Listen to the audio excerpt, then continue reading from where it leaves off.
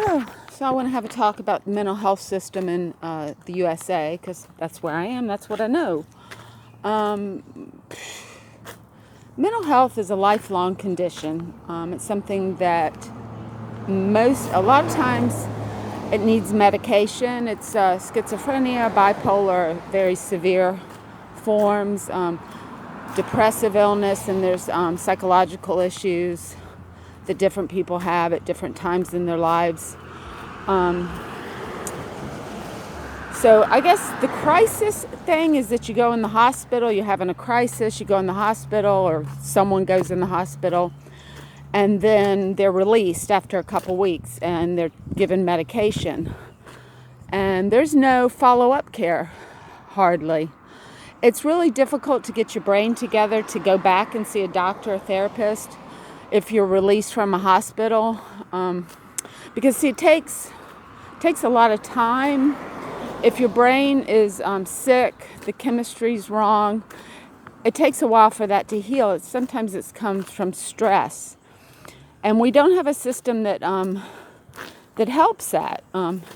Somehow they think they give you the magic pill and you go out and it's better, but it's not. It could take up to a year or two to get the right medications, sometimes months. And so we have a lot of repeat hospitalizations, which is very expensive. And then some people, they get to a point where they're doing okay, but they may never work a full-time job or even a part-time job. Our intellectually disabled people, from the early age, we find them, places they can live, and we don't just throw them out on the street. They're both brain conditions. One, intellectually disabled, they're not capable of doing intellectual pursuits, whereas the mentally ill, a lot of them are, if they're in a stable environment and they're on their medication, things like that.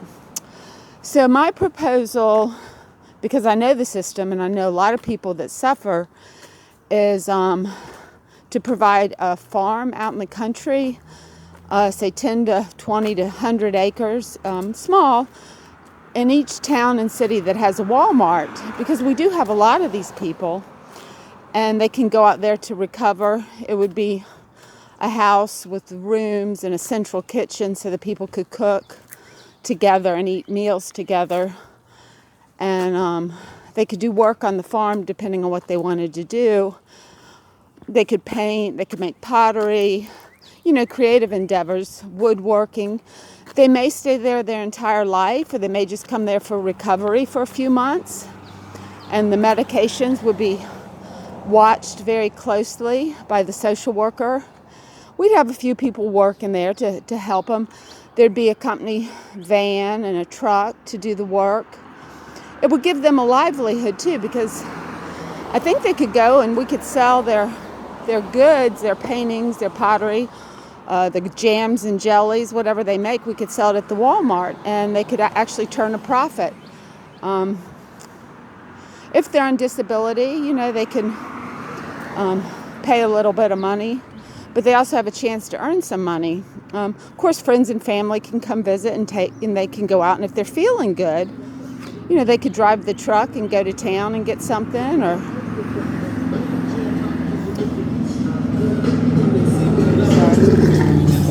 yes, some of them may need the stability of having just a little bit of help at the farm for the rest of their lives, and that's good, that's fine. Or some may just stay for a little bit and make sure the stability happens. It would save the taxpayer the money of repeat hospitalizations. And no kids. I mean, if you're going to have children, this is not the place for you. You might have to go back into social services. But yeah, I mean, I think, legal substances are okay with the doctor's orders, unless it's a problem for you. I mean, we'll have to take that day by day, situation by situation. I don't want to make a broad statement about that. But, I think these get a lot of the people off the street that are searching for some kind of home, and this would be your home.